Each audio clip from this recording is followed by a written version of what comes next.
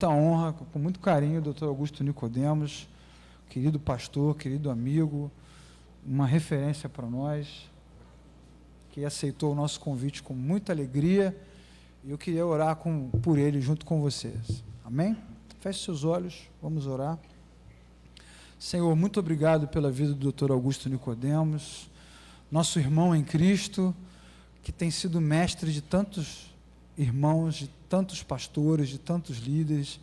O Senhor tem abençoado a vida dele e ele tem compartilhado conosco, e nós queremos dizer que por causa da vida dele, nós glorificamos o teu nome, Senhor, porque só o teu nome será glorificado entre nós.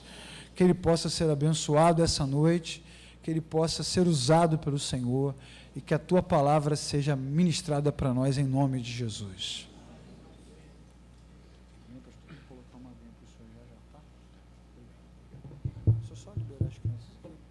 Queria liberar as crianças, nós temos um trabalho aí para as crianças, se você está com seu filhinho, está liberado, tá? Boa noite a todos vocês, quero saudá-los em nome do Senhor Jesus e agradecer o convite para retornar à Semana Teológica do projeto Água da Vida. A minha expectativa é que Deus, durante esse tempo que nós estaremos juntos, use esses momentos para a edificação de vocês e a minha também. Hoje à noite vou falar sobre o tema dos apóstolos, focando um pouco na história da igreja, que é um ponto que é pouco discutido, e depois respondendo por que é que eu não creio que existem apóstolos hoje. Se há algum apóstolo aqui nessa noite, já vou dizendo que não é nada pessoal, absolutamente. Apenas uma questão de confronto de ideias, mas nada pessoal. Antes de começar, eu queria recomendar 2 livros. O primeiro é um livro único, do gênero Desigrejados.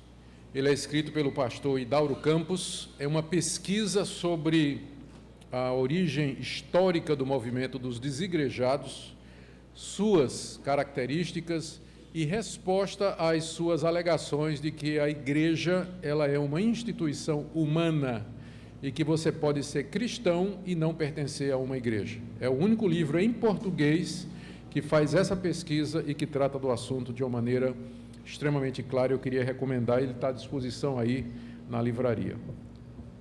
Há muitos livros bons sobre interpretação em português, mas esse aqui é diferente porque ele é uma introdução à interpretação bíblica e ele enfoca 3 aspectos da interpretação que são determinantes para que nós possamos auferir o sentido do texto, que é a história do texto, onde é que ele se localiza na história.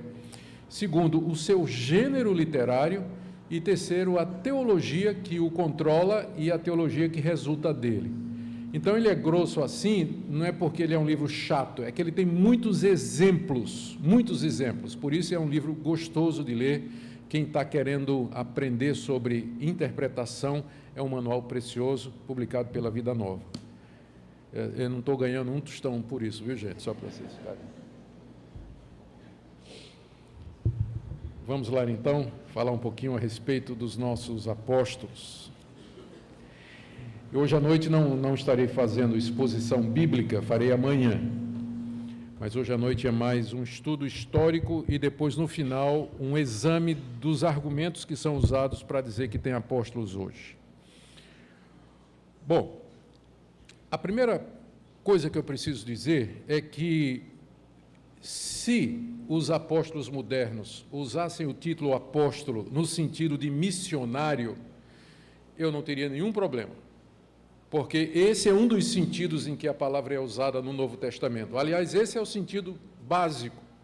A palavra apóstolo vem do grego e é uma palavra composta e ela indica exatamente isso, alguém que é enviado por outro para cumprir uma missão, geralmente com poderes de representação. Então, se a pessoa, quando dissesse assim, apóstolo fulano de tal, ela queria dizer simplesmente missionário fulano de tal, como Ronaldo Lidório, lá entre os Concombas, ou quantos missionários famosos em países estrangeiros, como Hudson Taylor ou Studd, os pais da missão moderna, se quisessem chamá-los de apóstolos, o apóstolo a Índia, o apóstolo à África, eu não teria problema. Seria um uso legítimo do termo. Mas só que quando esse pessoal usa o termo apóstolo, eles querem dizer apóstolo no mesmo sentido dos 12 apóstolos de Cristo e Paulo. Então, é o mesmo nível. Os 12 seria o círculo original, Paulo seria o começo de uma nova geração, e eles a continuação daquilo que foi esquecido durante a história da igreja.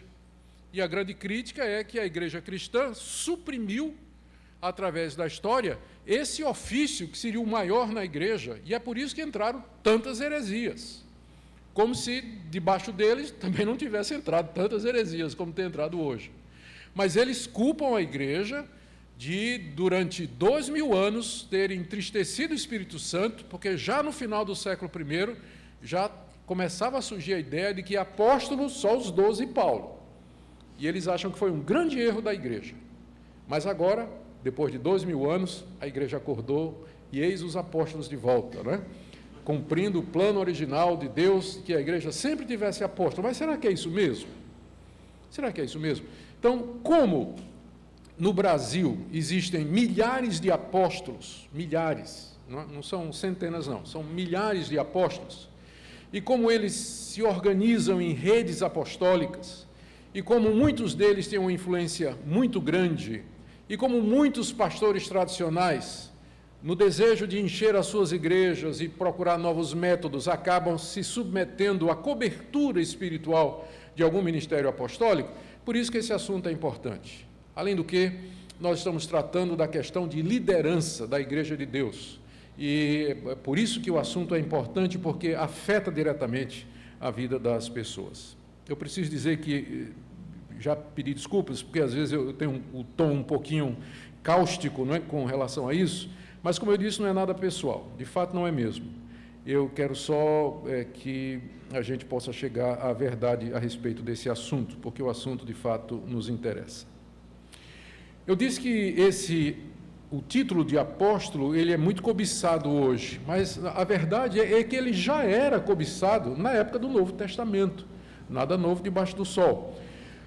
O apóstolo Paulo, em 2 Coríntios, capítulo 11, verso 5, 2 Coríntios 11, verso 13 e capítulo 12, verso 11, ele se refere a pessoas que se apresentavam nas igrejas dizendo que eram apóstolos. E Paulo diz, eles são falsos apóstolos. Eles não são apóstolos de verdade, tanto porque Paulo não reconhecia apóstolos naquele sentido, além dos 12 dele, e segundo porque aqueles apóstolos estavam trazendo uma doutrina diferente daquela dos 12 e do próprio Paulo. No livro de Apocalipse, na carta que Jesus mandou João escrever à igreja de Éfeso, o Senhor Jesus recomenda à igreja de Éfeso, porque ela colocou à prova aqueles que diziam que eram apóstolos e não eram. Ou seja, já no período do Novo Testamento, havia pessoas querendo o título, a função e a posição de apóstolo na igreja de Jesus Cristo. Com certeza, porque os 12 e Paulo eram vistos como sendo aquelas autoridades que Deus havia colocado na sua igreja para a orientação do seu povo. E, portanto, havia o desejo de ser iguais a ele, havia o desejo de ter também o mesmo poder e a mesma autoridade.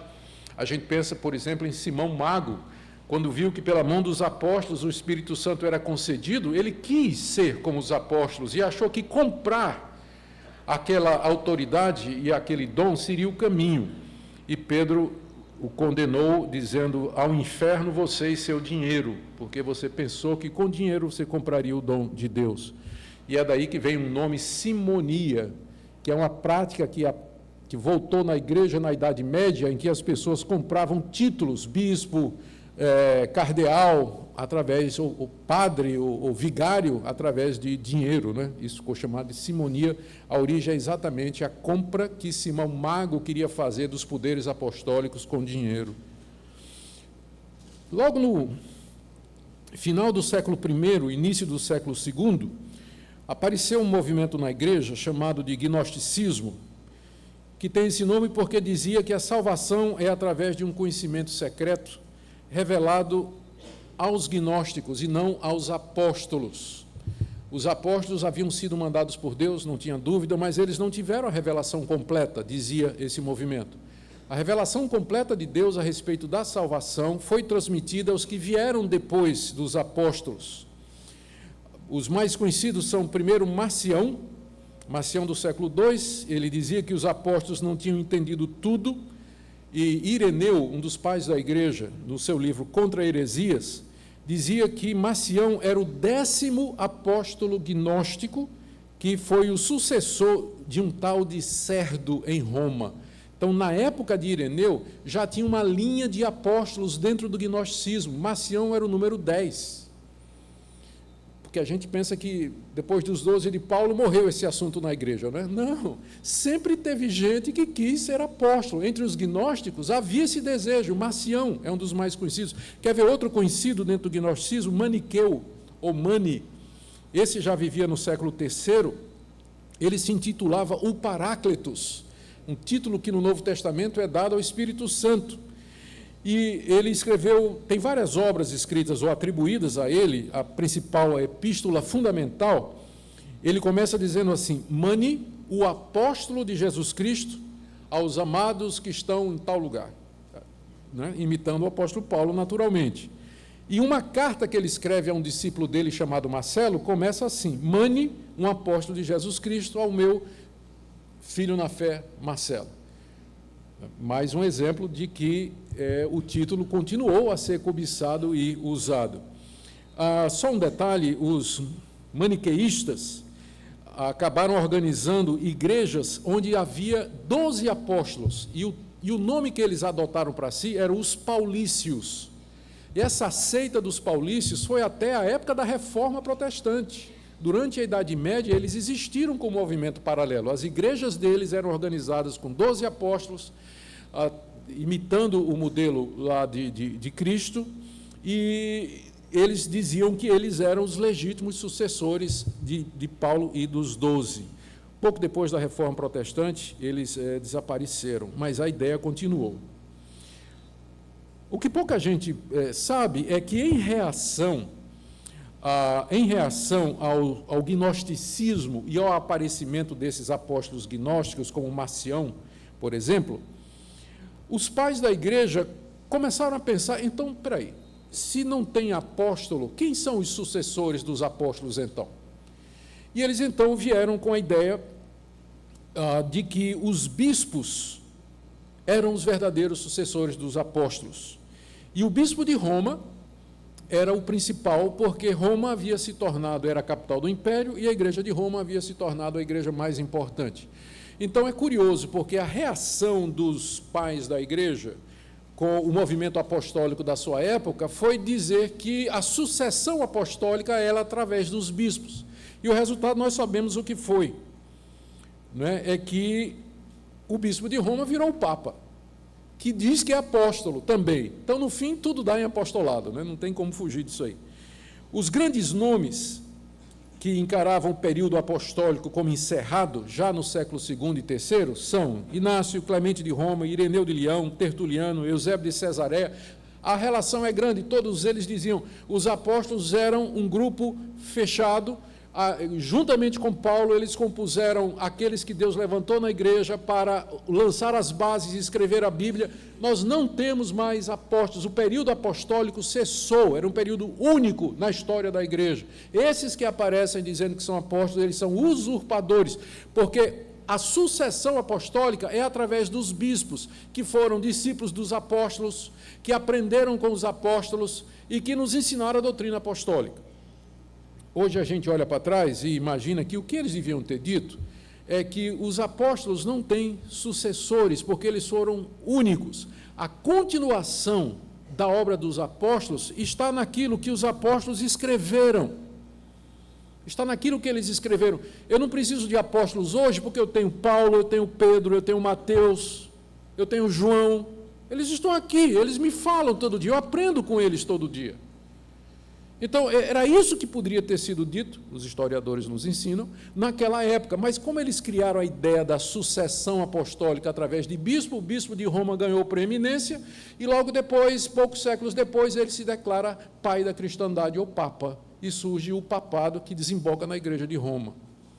Quando foi em 1054, a Igreja rachou exatamente em cima desse assunto. Foi o primeiro grande racha. O cisma entre a Igreja Oriental e Ocidental foi exatamente porque o bispo de Roma dizia que ele era o Papa. E o bispo de Constantinopla não aceitava isso. Os dois brigaram, a Igreja rachou no meio sobre esse conceito e uma igreja excomungou a outra. Até 20 anos atrás, quando o patriarca de Constantinopla teve um encontro com o Papa. Eu nem me lembro que era o Papa na época, mas eles anularam as excomunhões, mas continuam afastados, as duas grandes igrejas, né? Continuam brigados até o dia de hoje. Então, esse assunto sempre foi um assunto polêmico, não é? Quem é que sucede os apóstolos, né? Essa continuação, então, ela sempre foi cobiçada por aqueles que queriam título. Mas na Reforma Protestante, e vocês sabem disso, esse assunto outra vez voltou, e os reformados, em geral, eles consideravam o papado como espúrio. A princípio com alguma hesitação, depois com muita clareza, todos eles declararam, diziam que o papado era uma usurpação, não só do lugar de Cristo, mas da legítima liderança na igreja. E os protestantes, então, em vez de um papa infalível e inerrante, eles disseram que infalível e inerrante era a Escritura, sola Scriptura, e que nós devíamos voltar à palavra dos apóstolos originais como sendo a única regra de fé e prática.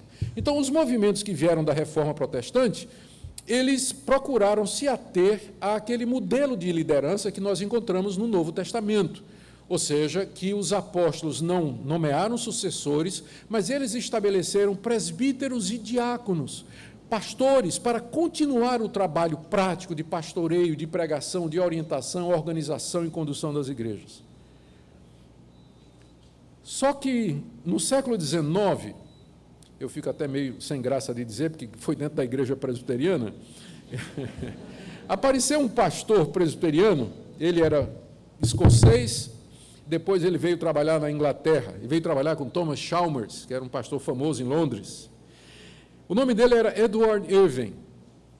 E Irving saiu da Escócia, veio para a Inglaterra, era jovem, bem apessoado, falava muito bem. Ele começou a pregar na igreja do Chalmers, a igreja encheu, eles tiveram que construir uma capela grande para ele pregar, chamada Capela Calcedônia. A igreja estava lotada com as pregações dele. E, de repente, ele começou a ter ideias que eram um pouco diferentes do presbiterianismo da época. Ele começou a dizer que o fim do mundo ia chegar logo, estava próximo, era uma questão de dias, e que Deus, antes do fim do mundo, haveria de restaurar a sua igreja. E essa restauração passava pela restauração do ministério quíntuplo de Efésios 4:11. Em Efésios 4:11 você tem, que diz lá que Deus deu uns para apóstolos, profetas, evangelistas, pastores e mestres. 5 ministérios. Deus haveria de restaurar o ministério quíntuplo na igreja, encabeçado pelos apóstolos, antes da sua vinda. Então, você fica ouvindo essa história hoje de restauração, ministério quíntuplo dos 5:2, você pensa que é coisa moderna, né? Não. Irving já dizia isso no século XIX e era presbiteriano. Eu não tenho orgulho disso, não. Ele disse que não somente isso, Deus iria restaurar os 12 apóstolos de volta e trazer profetas que trouxessem a palavra dele ao povo. Gente, isso foi antes do movimento pentecostal. Tanto é que ele é considerado o precursor do movimento pentecostal. Então, os irmãos pentecostal, vira aí para o seu irmão presbiteriano e diga: obrigado, por favor, faça isso. Foi exatamente o Irving. Ele falou da restauração que Deus ia fazer na igreja, dos 5 ministérios, inclusive o dom de profecia e línguas.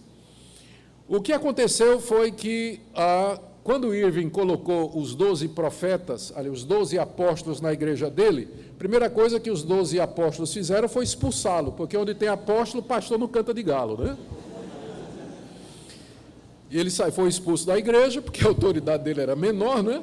Então, ele morreu antes dos 40 anos, doente, pneumonia, e clamando a Deus pela cura, porque ele entendia que Deus estava restabelecendo o dom de cura na igreja. Ele morreu clamando a Deus, pedindo a Deus que Deus o curasse, mas, infelizmente, a sua oração não foi ouvida. E ele morreu, de fato, doente, era um talento. O que aconteceu é que aqueles que estabeleceram a sua igreja, eles profetizaram, então, que à medida que os apóstolos iam sendo constituídos, então Cristo haveria de voltar. Então, eles foram nomeando apóstolos, finalmente nomearam o 12º, depois todos os 12 apóstolos morreram, Cristo não voltou, e a igreja se dividiu por conta disso, e surgiu a igreja irvingita, que existe até o dia de hoje, e a igreja nova apostólica, que existe no Brasil. Eu não sei quem de vocês já entrou em contato com a igreja nova apostólica, mas ela existe no Brasil, tem 1 milhão de membros. Procura no site, na internet, Igreja Nova Apostólica, você vai ver. Então, eles são descendentes desse movimento que aconteceu no século XIX, que foi o primeiro movimento moderno a querer trazer os apóstolos de volta. Mas, na verdade, o que deu grande impulso ao movimento apostólico foi o surgimento do pentecostalismo no século XX. E o raciocínio é simples. O ponto central do pentecostalismo é a restauração de todos os dons do Novo Testamento. E se o ser apóstolo é um dom, óbvio.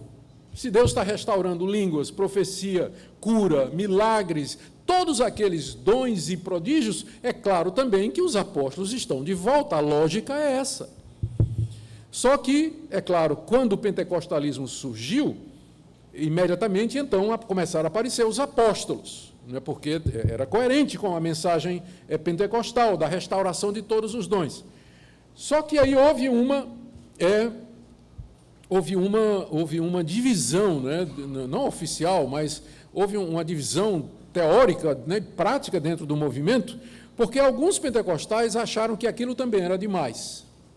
Então, por exemplo, a Assembleia de Deus, até o dia de hoje, nos Estados Unidos, na Europa e aqui, oficialmente não aceita apóstolos. Eu estava lendo uma declaração da Assembleia de Deus dos Estados Unidos, feita em 2006, quando eu estava pesquisando esse assunto, em 2013, eu estava nos Estados Unidos pesquisando esse assunto e encontrei uma declaração de uma Assembleia Geral Mundial, aliás, que aconteceu nos Estados Unidos, de 2006, que eu li assim e disse, meu Deus, onde é que eu assino embaixo?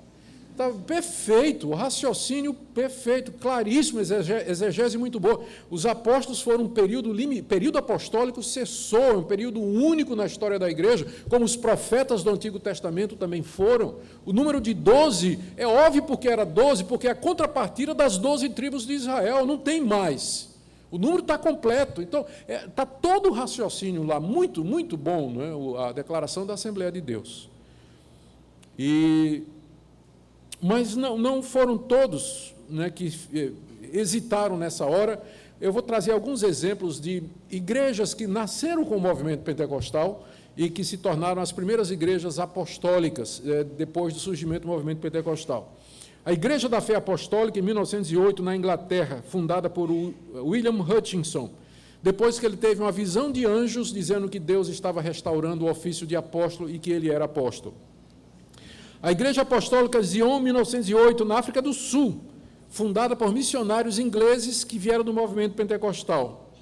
Igreja Apostólica Africana, 1932, no Zimbábue. O fundador é John Maranka, que ouviu uma voz do céu dizendo que ele era João Batista. Então, ele tinha que restaurar a igreja, assim como João Batista veio preparar o caminho do Senhor. João Batista veio preparar o caminho do Senhor. John Maranka começou a pregar na África do Sul que ele era aquele que Deus estava mandando para preparar o mundo para a segunda vinda de Cristo. E então ele se declarou apóstolo também. Em 1916, surgimento da Igreja Apostólica na Inglaterra, através de Daniel Williams. 1926, Iglesia La Luz del Mundo, no México. 2 milhões de membros atualmente. Eusélio Gonzalez, fundador, teve uma visão em que Jesus mandou que ele restaurasse a igreja primitiva. E ele começou, então, se declarando apóstolo e ordenando o apóstolo. 1926, no México. Essa igreja virou unitarista, ou seja, ela nega a Trindade. Jesus não é Deus e o Espírito Santo não é Deus, é uma força que vem de Deus. Igreja Apostólica de Cristo, em 1940, na Nigéria, fundada por Joseph Babaola, que deu origem às igrejas apostólicas na África. O número de apóstolos na África é imenso, é maior do que no Brasil. Eu também, na pesquisa, me deparei com uma sugestão de que na China, algumas igrejas, elas também têm esse modelo apostólico, de longa data. Mas eu não encontrei material para pesquisa, talvez porque na China o movimento das igrejas é um pouco discreto, não é? Por conta da perseguição oficial, mas talvez um dia a gente possa saber. Mas, com certeza, essa é a origem do movimento moderno, não é? Então, não é um fenômeno recente, mas vem do início do pentecostalismo, em alguns lugares, a busca pelo retorno de todos os dons, incluindo a questão da restauração do dom apostólico. Mas o que deu realmente força ao surgimento do movimento apostólico foi o movimento neopentecostal, que é um movimento que nasce do pentecostalismo e que tem ênfases distintas, embora se alinhe com algumas coisas do movimento pentecostal. Esse movimento neopentecostal é da década de 80, que é considerado o berço da chamada Nova Reforma Apostólica. Esse é o nome do movimento que está por detrás do surgimento desse modelo apostólico de igreja. É Nova Reforma Apostólica, surgido na década de 80. Esse movimento que cresce no mundo todo e no Brasil, ele não é um movimento uniforme, tá? Ou seja, tem pessoas ali que pensam de um jeito, outras que pensam de outro, mas eles têm alguns pontos em comum. E eu vou tentar aqui, não quero fazer injustiça a algum deles, mas, no geral, eles afirmam o seguinte: primeiro, que a igreja cristã errou no século I, quando limitou o apostolado aos 12 e a Paulo. Foi um erro da igreja. A igreja deveria ter continuado a ordenar apóstolos em sucessão aos 12 e a Paulo. Segundo, quando a igreja optou pelos presbíteros e bispos para conduzir a igreja, foi um erro, porque eles não têm autoridade de apóstolo. E eles não conseguiram segurar a igreja. E o resultado é que entraram heresias que acabou no papado e nos erros da igreja medieval, que é a igreja católica. Terceira, a reforma protestante ela foi parcial. A reforma protestante não viu esse ponto, porque deveria, Lutero, Calvino, Zwinglio, Melanchthon, todos eles deveriam ter entendido que o modelo bíblico de liderança é um modelo apostólico, e eles deveriam ter trazido de volta o modelo apostólico para dentro da igreja. Em vez disso, eles restauraram os presbíteros e os diáconos como os líderes da igreja, não é? E os pastores. E isso foi um grande erro. Mas agora, em quinto lugar, Deus está dando uma nova reforma. Esse pessoal da nova reforma apostólica, eles se consideram a terceira reforma. A terceira reforma. A primeira foi a do século XVI, com Lutero, Calvino, Zwinglio, todos que eu mencionei. A segunda reforma foi o movimento pentecostal, porque trouxe os dons espirituais de volta à igreja. Mas o movimento pentecostal é defeituoso. Eles são críticos do movimento pentecostal, exatamente porque o movimento pentecostal não foi o caminho todo e não trouxe os apóstolos de volta para as igrejas pentecostais, como, por exemplo, a Assembleia de Deus e outras. Então, eles se veem como a terceira reforma, em que Deus agora completou. Está perfeito, porque agora Deus trouxe de volta a liderança e ficou perdida durante 2000 anos, que seria o modelo apostólico. Então, eles são críticos da reforma protestante, são críticos de algumas igrejas pentecostais, e eles, então, se entendem como sendo o movimento que Deus levantou, preparando e restaurando a igreja para a grande colheita, que é a vinda do Senhor Jesus Cristo. E essa reforma, eles dizem, é maior do que a reforma protestante. O estabelecimento desse modelo apostólico no mundo é maior do que, vai dar efeitos maiores do que aquilo que foi feito na reforma protestante. Porque Deus vai restaurar o governo apostólico teocrático. Esse é o governo da igreja. apostólico teocrático, ou seja, apóstolos que governam por ordem de Deus e pelo poder de Deus, e obviamente não prestam conta a ninguém, né? E não é democrático. Essa ideia de democracia na igreja, é isso que é ruim na igreja. Eles dizem abertamente, isso de o povo eleger seus líderes e um governo de pessoas com delegação do povo, não, tem que ser gente com delegação de Deus, é Deus que põe mesmo. Então, os apóstolos, eles dizem que o governo é governo apostólico teocrático, né? Porque é um governo que vem diretamente de Deus, enquanto que nas igrejas outras, né, o que aconteceu? Essa questão de escolher pastor, de chamar pastor, isso tudo acabou dando essa confusão toda aí. E agora eles dizem também que Satanás manteve a igreja cega durante 2 anos. O Peter Wagner, que é uma pessoa-chave aqui, ele chama isso do espírito de religião. É um espírito maligno que vem cegando a igreja durante 2000 anos. Mas agora esse espírito está sendo exorcizado, porque a luz começa a brilhar e está sendo restaurado o modelo apostólico de liderança. E eles dizem que se a Igreja de Cristo não adotar o modelo apostólico de governo, ela não pode vencer o governo do anticristo. O governo do anticristo é um governo baseado em autoridade, é um governo baseado numa estrutura. E não vai ser com esse sistema de governo que a gente tem, de pastores, presbíteros, que nós vamos poder enfrentar o reino do anticristo. Precisa dos generais, precisa desses homens mandados por Deus, com autoridade, poder, revelação, palavra direta de Deus, sinais e prodígios para poder enfrentar o governo do anticristo.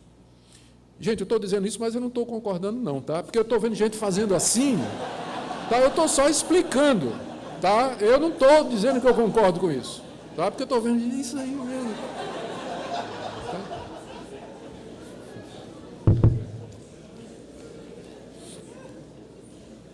Bom, só para descontrair um pouquinho.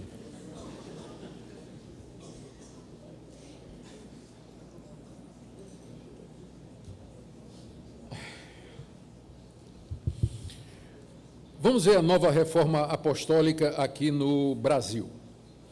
A data do início do movimento apostólico no Brasil, segundo alguns, é agosto de 2001 em São Paulo. Por quê?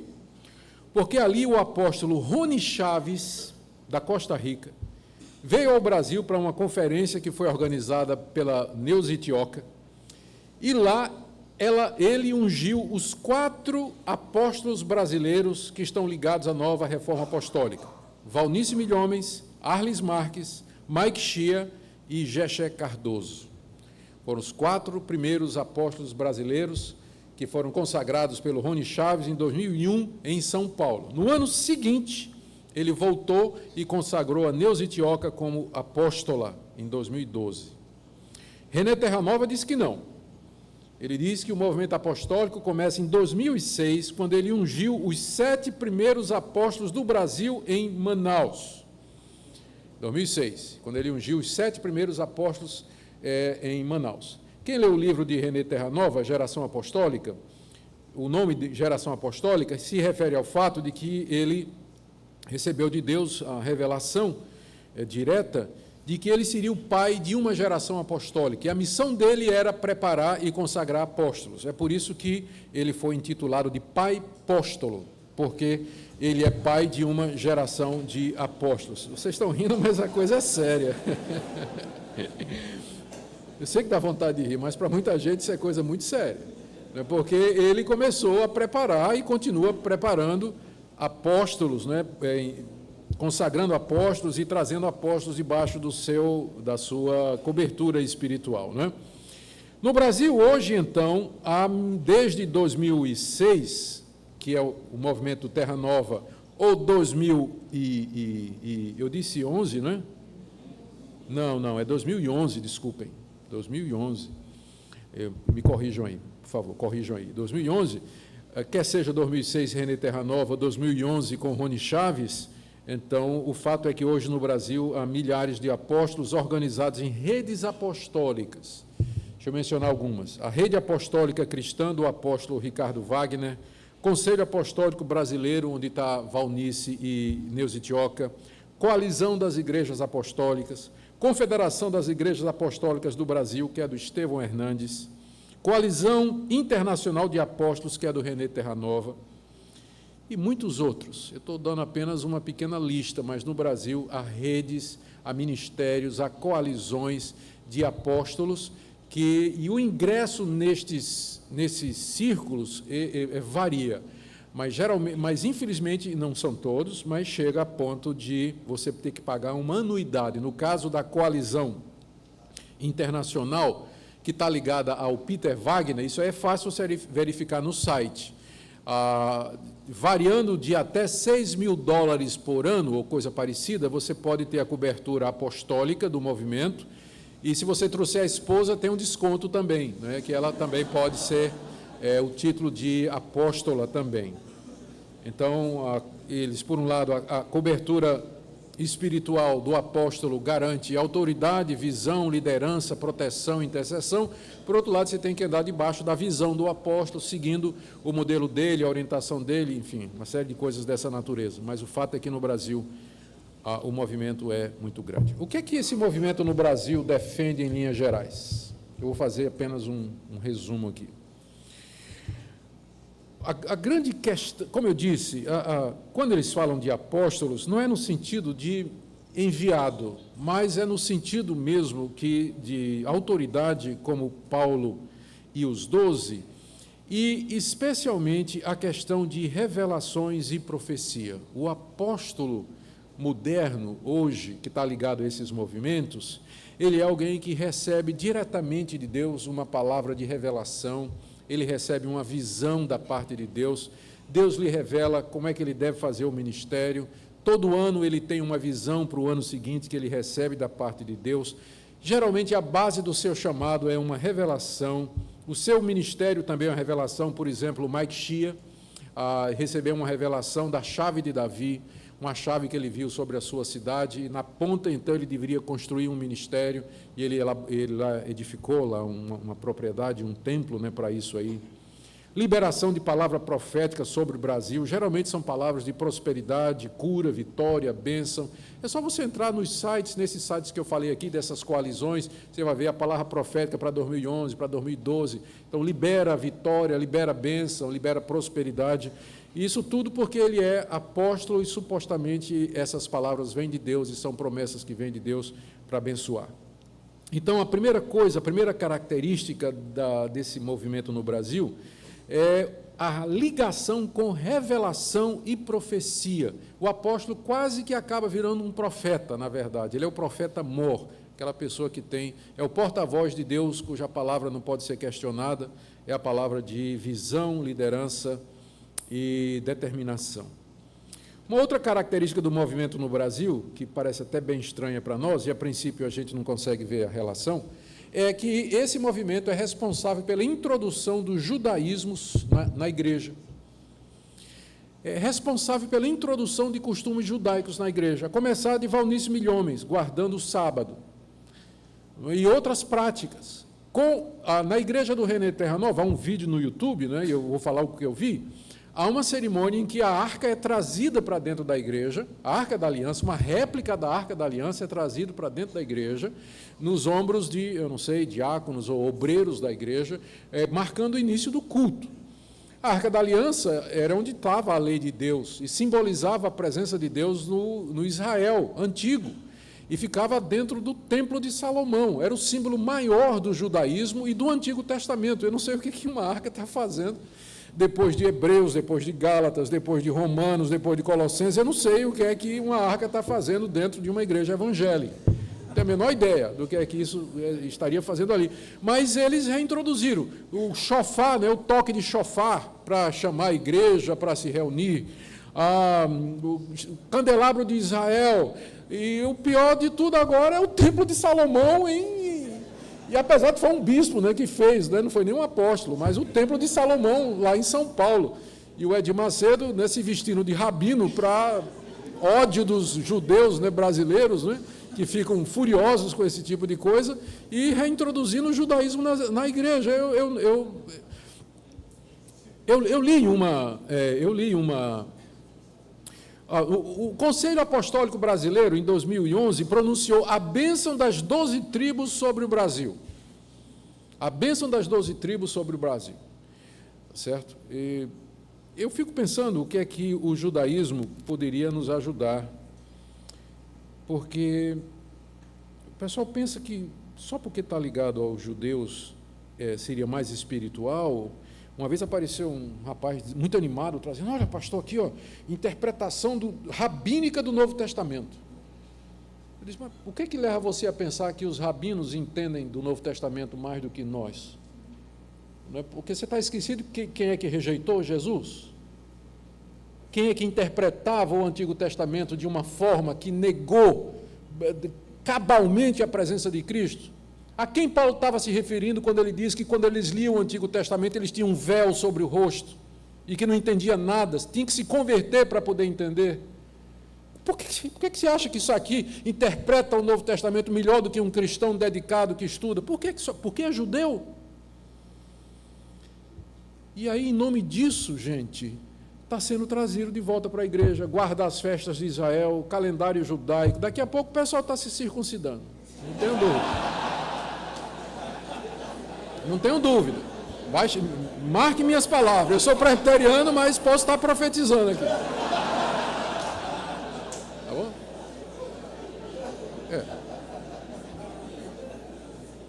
Porque é lógico, né? O apóstolo Paulo vincula a circuncisão a guardar toda a lei lá em Gálatas. Não faz isso? Ele diz lá em Romanos e diz lá em Gálatas que a circuncisão está ligada à guarda da lei. Ele diz que quem se circuncida é obrigado a guardar toda a lei. E vice-versa, o caminho é duplo. Então, quem quer guardar toda a lei... Não é isso? Mas então, a reintrodução do judaísmo. Eu quero dizer, por exemplo, eu não tenho problema nenhum em... Foi anunciado aqui, por exemplo, uma viagem a Israel. Se eu pudesse, eu ia. Eu gostaria de conhecer. Eu nunca fui a Israel, eu gostaria de conhecer, mas meu interesse é um interesse histórico, é um interesse geográfico. Né? Depois do Novo Testamento, Israel não é Terra Santa. Perdão. Terra Santa é aqui, onde está o povo de Deus reunido. Isso é Terra Santa. Aqui, onde Deus habita, não habita mais em locais, regiões e países, mas Ele habita onde o povo dele está. Então, eu posso até ir, quero até encorajar vocês a irem, não é?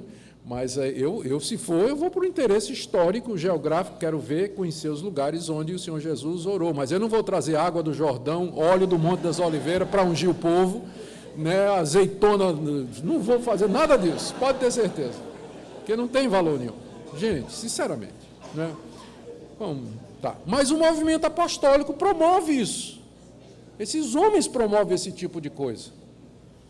O modelo G12 é um modelo que tem valor, porque é um movimento que tem a ver com o uso de pequenos grupos para estudo bíblico, discipulado, e precisa fazer isso nas grandes cidades, onde você tem igrejas grandes. É difícil você discipular, você orientar, você pastorear igrejas que têm movimento só no domingo. Então, grupos de estudo, isso é muito importante, e nós não podemos perder de vista isso aí. Mas é uma adaptação da visão de Castellano, que ele diz que recebeu de Deus, o G12, por exemplo, o René Terranova adapta isso para a formação e preparação de apóstolos. E agora vem outros movimentos, não é, que estão ligados a isso também. E aí vem o problema da falsa profecia. Em 2011, o Terranova fez uma profecia, e eu estou dizendo isso porque está publicado, né? Está publicado. Que 2011 seria o ano aceitável do Senhor. Naquele ano, os crentes iam ter as dívidas pagas, iam comprar propriedades, Deus iria dar o retorno de tudo que o gafanhoto comeu. Uma americana, agora eu me esqueço, alguém me lembra aí, uma profetisa americana muito famosa, sempre vem ao Brasil. Ela profetizou que o PIB do Brasil ia ser 6 vezes maior que os Estados Unidos, que o Brasil ia mandar missionários para o mundo que superaria o mandado por todos os outros países, que o Brasil seria colocado como cabeça e não cauda. 2011, o ano da prosperidade. Passou 2011, não precisa dizer onde é que nós estamos, né, hoje. Aí a pergunta é, o que é que eu faço com Deuteronômio 13? E Deuteronômio 18, que diz que quando o profeta anunciar um prodígio e não cumprir, é falso profeta. Tem que ser apedrejado. Tem que ser apedrejado, é falso profeta. Qual foi a solução que a apóstola Neuza Itioca trouxe? Você pode ver isso no site dela. Neuza Itioca veio com a solução, disse: meus irmãos, a profecia é condicional. Quando Deus diz que Ele vai fazer prosperar o Brasil, o povo brasileiro devia ouvir essa profecia, trabalhar, dar duro, economizar, mas não fez. Foi desobediente à profecia, por isso não se cumpriu. Está no site dela. Profecia condicional, porque eu via me perguntando, como é que esse pessoal aguenta escutar líderes que chegam profetizando, não se cumpre, e no ano seguinte o cara está de volta lá, como se nada tivesse acontecido? Como é que eles justificam isso quando a Bíblia é tão clara a respeito do julgamento dos profetas?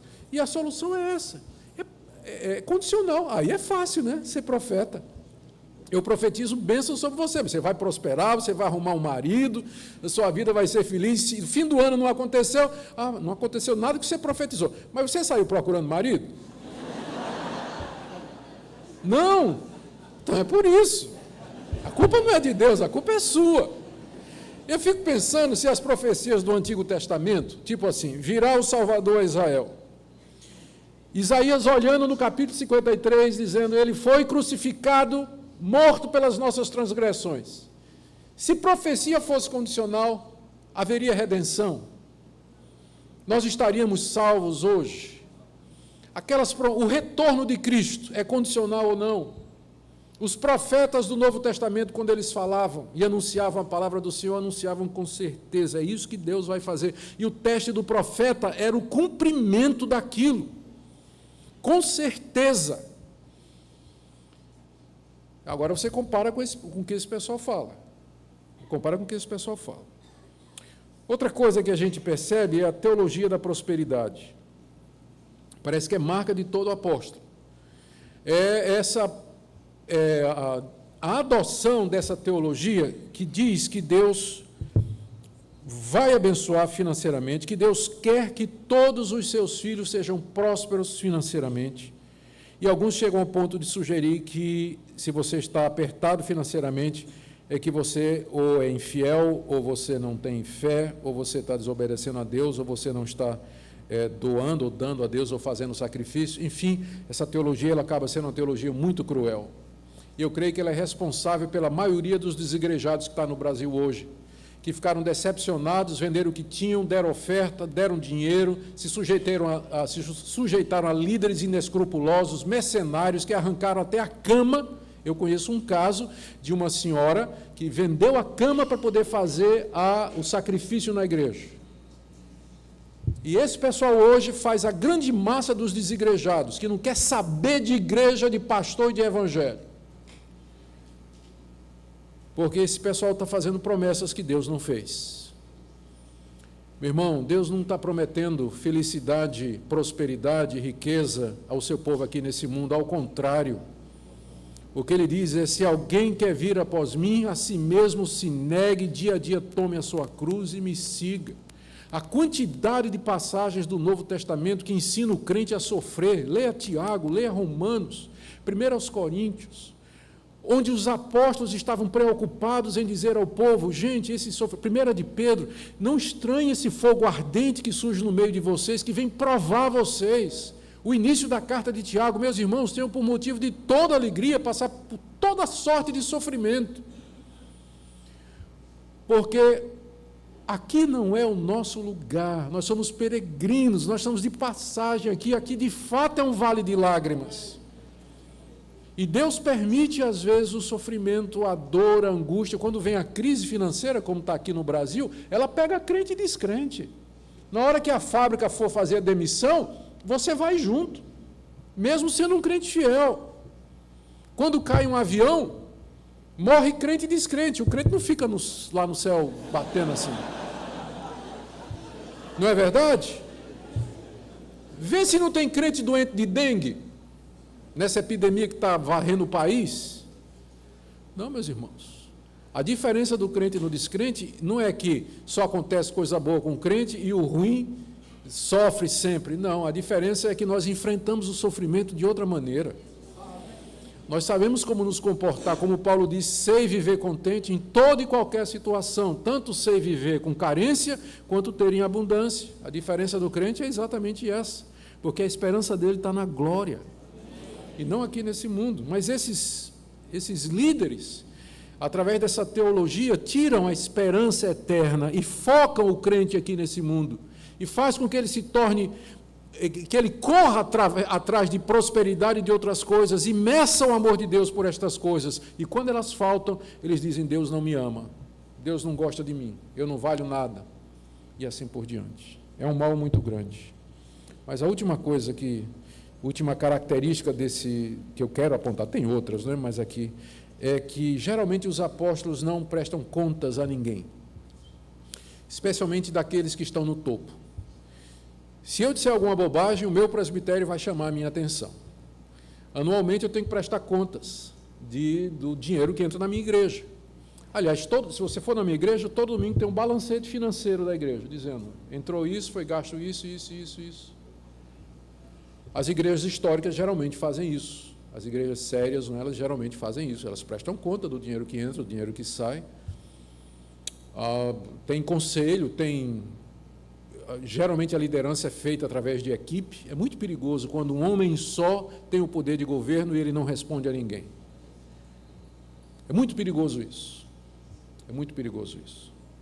Então, essa é outra característica. Eu quero caminhar aqui já para o final, fazendo uma análise crítica. E eu quero aqui usar as palavras do John MacArthur. MacArthur tem um livro interessante, que ainda não foi publicado em português. O título é Strange Fire, Fogo Estranho.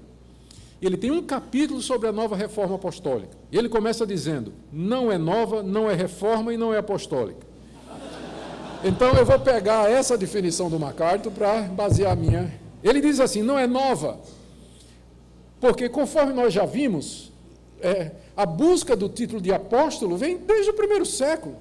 Né? Vem, através da história da igreja, sempre teve gente querendo esse título. Né? Então, primeiro, não é nova.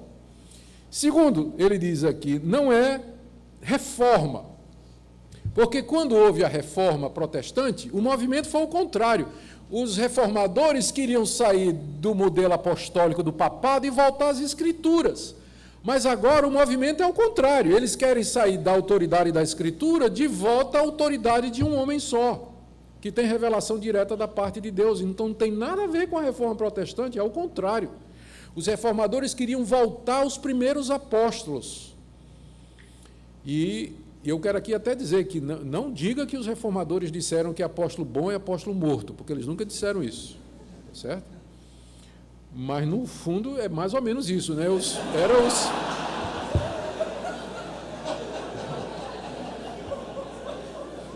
É mais ou menos isso, porque já morreram, né, os 12 Paulo. Eu estou vermelho, mas é por causa da cor da camisa aqui, tá, gente? Então, não é nova, não é reforma, porque vai no movimento contrário. O Peter Wagner,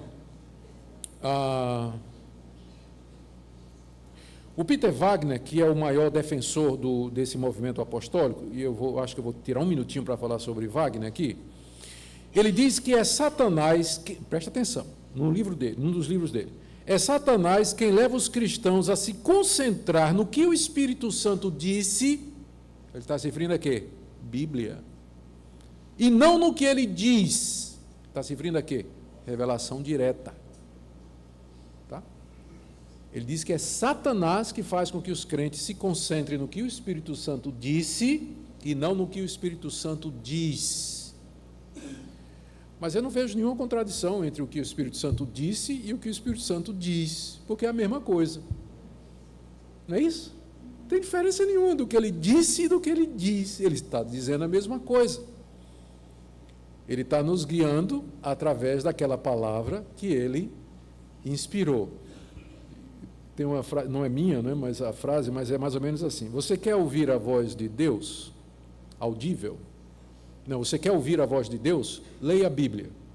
Você quer ouvir a voz de Deus audível? Leia a Bíblia em voz alta. Então, por que a gente faz essa brincadeira? Mas é para dizer que nós entendemos que o nosso Deus... E aqui há um problema que a gente precisa resolver. Nós queremos dizer que o nosso Deus nos fala pela palavra sagrada. Isso não quer dizer que Deus não guia a nossa vida através das circunstâncias. Palavra de um amigo, um acontecimento, uma porta aberta, uma porta fechada. Deus nos conduz, mas Ele nos fala da sua vontade, do seu querer. Ele nos orienta, na verdade, através da palavra que Ele mesmo inspirou. O Espírito Santo não contradiz hoje o que foi dito antes. Eu fui pregar numa igreja, o assunto era casamento. E quando terminei, isso faz alguns anos, chegou uma pessoa para mim, era uma igreja de linha, era uma igreja que aceitava revelações modernas, revelações hoje.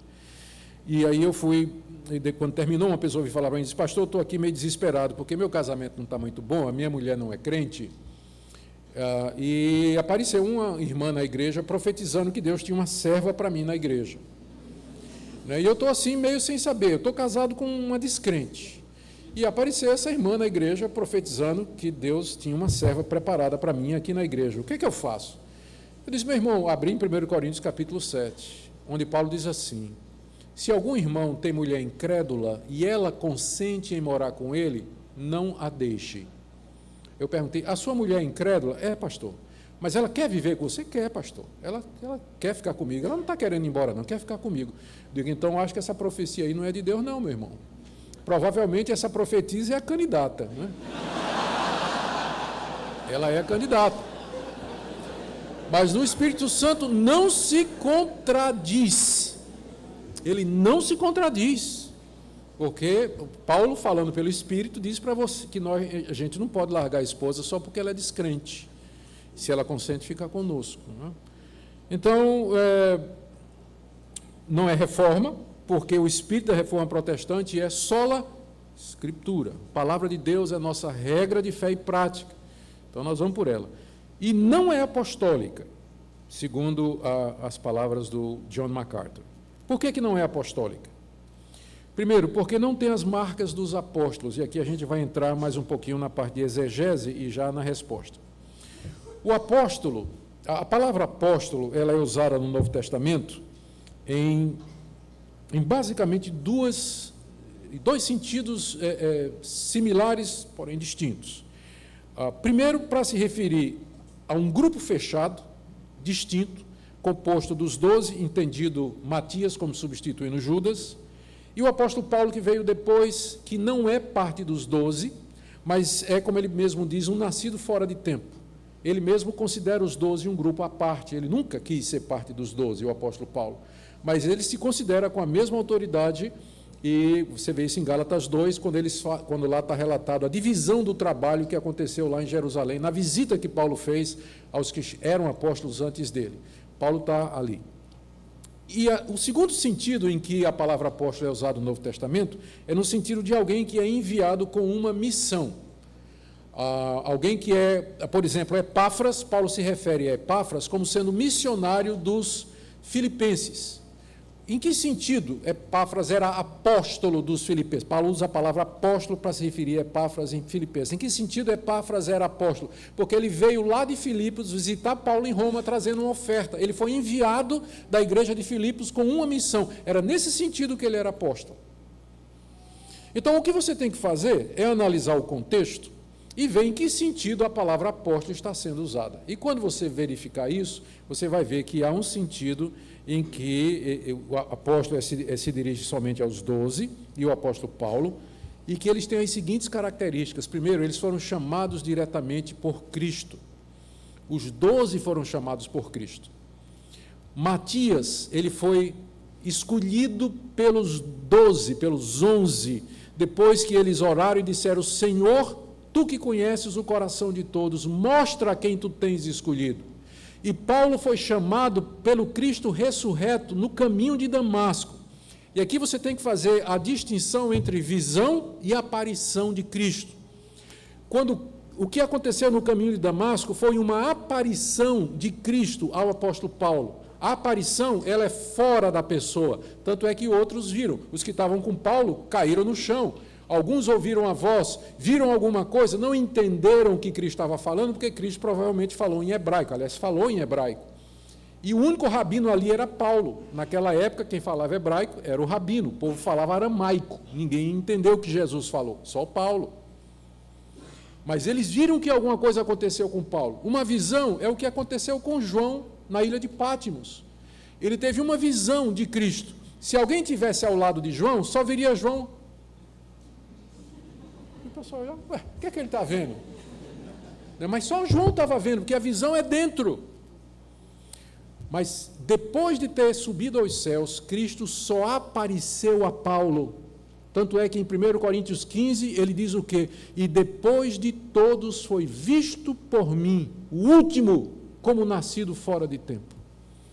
Então, depois de ter aparecido a Paulo, Cristo não apareceu nesses 2000 anos a mais ninguém.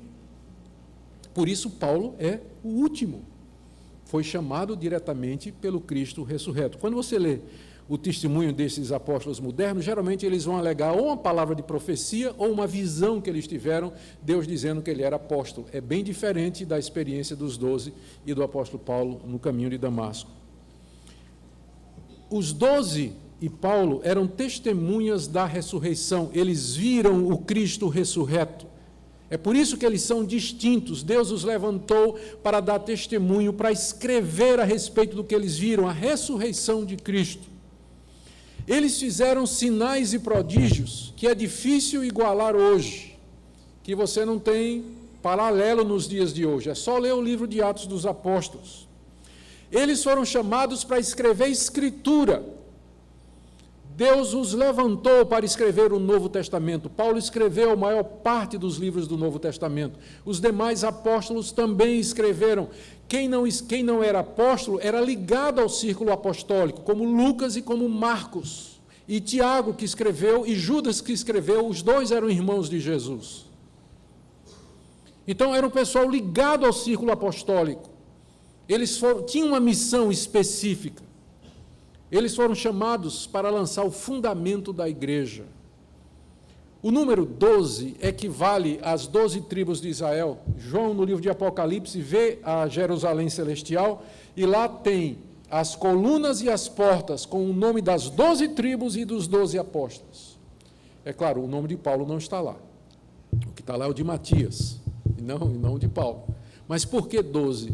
Exatamente por causa da correspondência com as 12 tribos de Israel, dizendo a igreja é uma só. O povo de Deus é um povo só. Tinha 12 patriarcas do Antigo Testamento, 12 apóstolos do Novo. Fechou o número. Não tem mais. Não tem como encaixar novos apóstolos. De quem vai ser o nome lá, na Nova Jerusalém? O sofrimento por Cristo. Eu fico pensando nisso. Se você lê a vida dos apóstolos, lê a 2 Coríntios, Paulo falando do sofrimento dele. A lista, o catálogo que ele fala dos sofrimentos dele. Foi chicoteado, preso, torturado, passou naufrágio, apedrejado, assediado, vivia com fome, passando necessidade. Compare a vida de Paulo, que ele diz que o sofrimento é marca do apóstolo. Compare a vida do apóstolo Paulo com a vida dos apóstolos modernos. Tá? E me diga depois quem é apóstolo mesmo. Então, tenho dificuldade. Quem que continua o trabalho apostólico? Pega o livro de Atos. Já no capítulo 11, quando Paulo vai a Jerusalém, aliás, antes disso, já no capítulo 10, quando Pedro tem que se explicar por que é que ele foi na casa de... 10 e 11, quando Pedro tem que explicar por que é que ele foi na casa de um pagão, um gentio chamado Cornélio, pregar o evangelho e comer com eles. Quando ele volta a Jerusalém para explicar, se reúne os apóstolos e os presbíteros. Eles surgem do nada, de repente, ao lado da liderança apostólica. Quando surge a questão de como é que os gentios vão entrar na igreja, tem que circuncidar?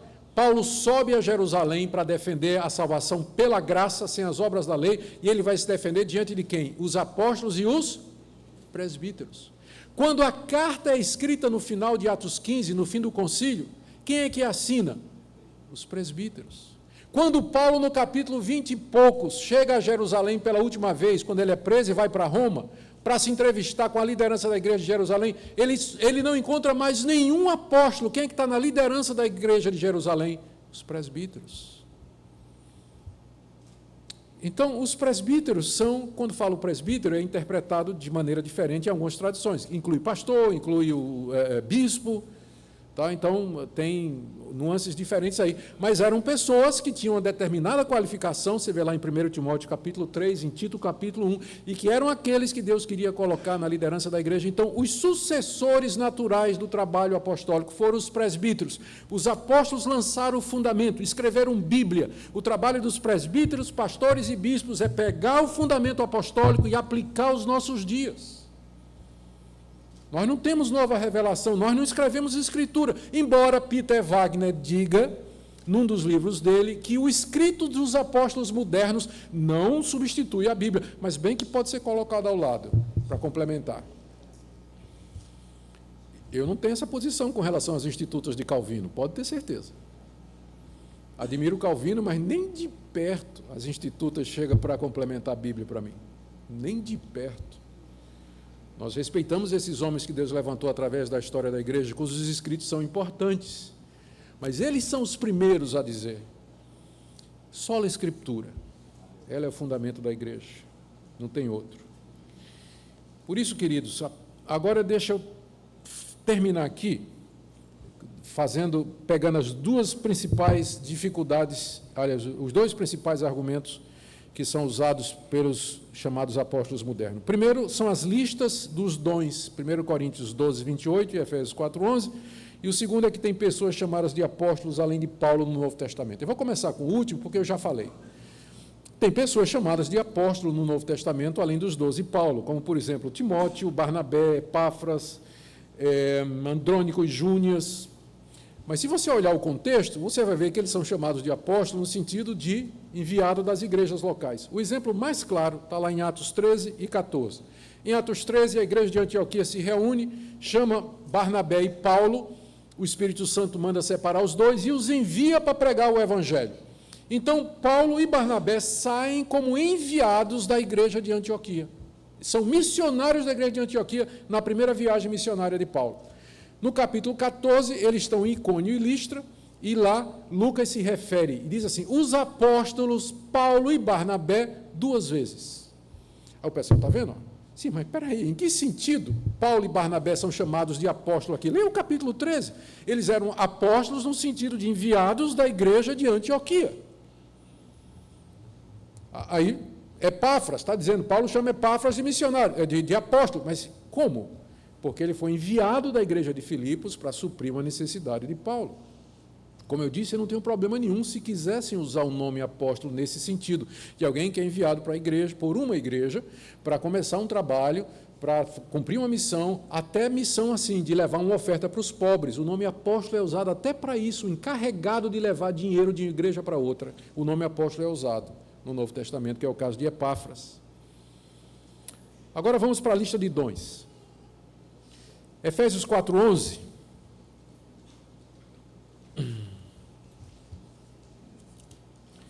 Efésios 4:11.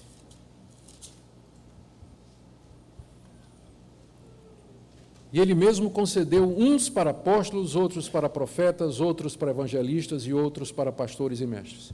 Eu podia argumentar com vocês aqui que Paulo não está falando de dom, ele está falando de pessoas. Preste atenção no texto. E ele concedeu uns para, outros para, outros para. Está falando de pessoas que Deus deu à igreja para exercer uma função. Essa função pode ser temporária ou não.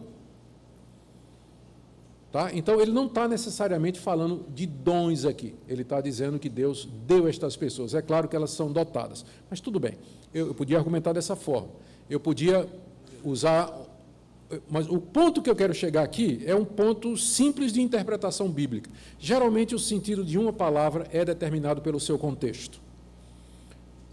Quase sempre, maioria dos casos. Você quer tomar o sentido de uma palavra, você tem que estudar o contexto dela. A pergunta é, em que sentido Paulo usa a palavra apóstolo na carta aos Efésios? É fácil ver, só tem mais 3 vezes em que aparece. Primeiro, no começo, Paulo, apóstolo de Jesus Cristo. Em que sentido a palavra é usada aqui? Naquele sentido restrito. Não é? Paulo, apóstolo de Jesus Cristo, como os 12. Depois aparece no capítulo 2, quando Paulo diz no verso 20, edificados sobre o fundamento dos apóstolos e profetas, sendo ele mesmo Jesus Cristo a pedra angular. Quem são os apóstolos aqui que são chamados de, juntamente com os profetas, a base da igreja em cima da qual Cristo é a pedra angular? Só pode ser os profetas do Antigo Testamento e os apóstolos do Novo. No caso, os 12.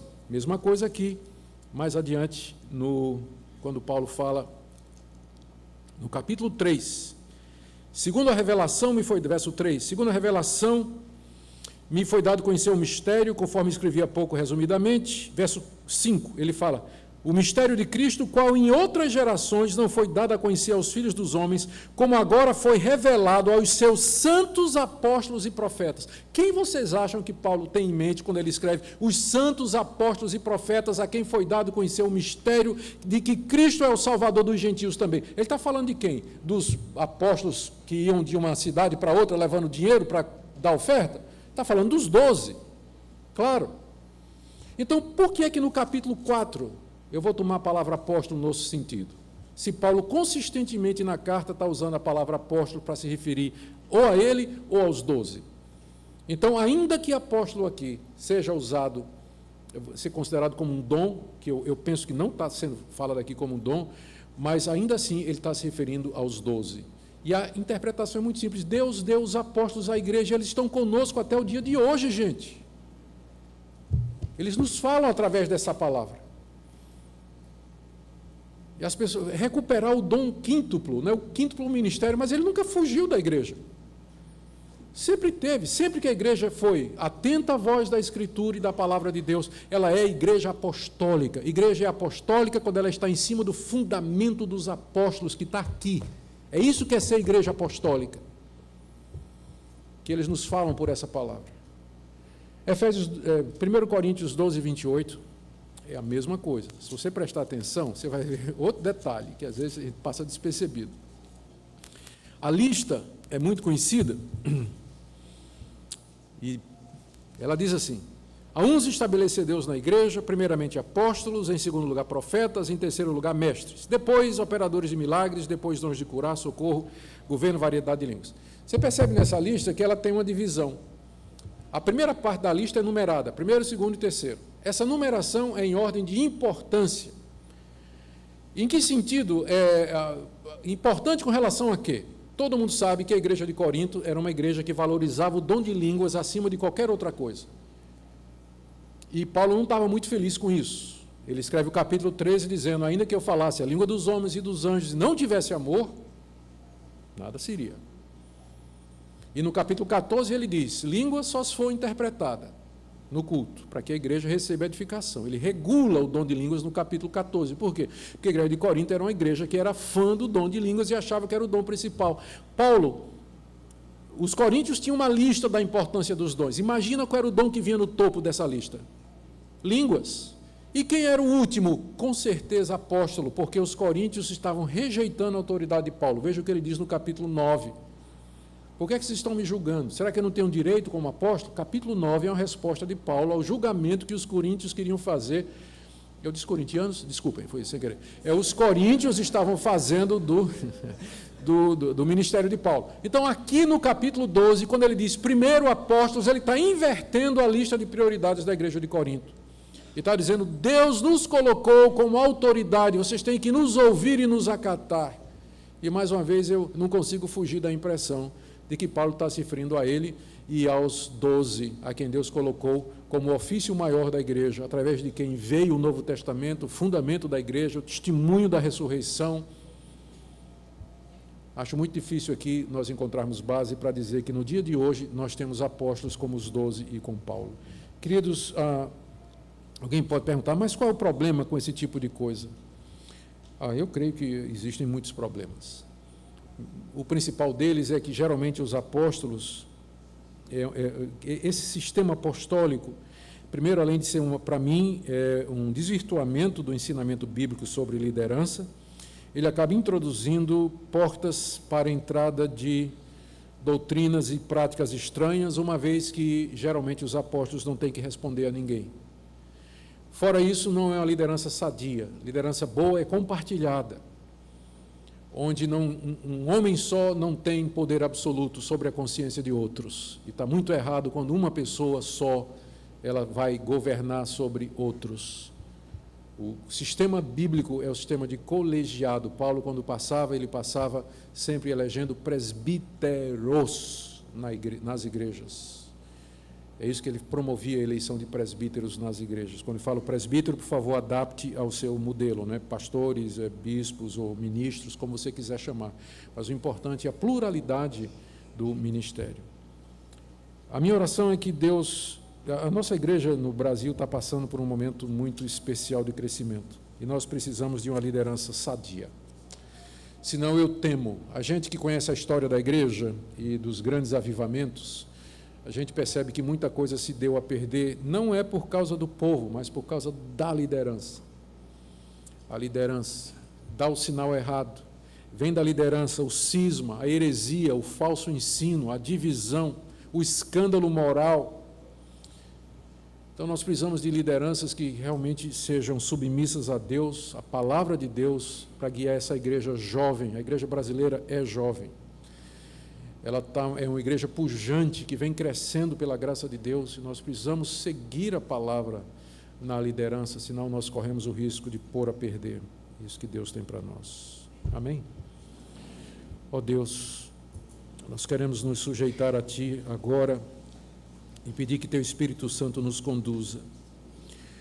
Ó Deus, livra de nós o desejo do poder, livra de nós o desejo de dominar sobre as outras pessoas. O Senhor nos lembra que o Senhor mesmo disse que aquele que quiser ser o maior seja o servo de todos. Nos lembra disso. O Senhor nos livra de homens maus, de mercenários, mercadores da Tua palavra, que torcem a Tua palavra, falsos profetas. Livra-nos destes homens, ó Deus, e levanta homens segundo o Teu coração, que temam a Tua palavra, que queiram viver para a Tua glória, que não queiram se valer do Evangelho para se locupletar pessoalmente, financeiramente, mas homens que deem exemplo de vida, de sofrimento, de simplicidade, de modéstia, de humildade. Ó Deus, tem compaixão dessa igreja, que o Senhor tenha abençoado, em nome de Jesus. Amém.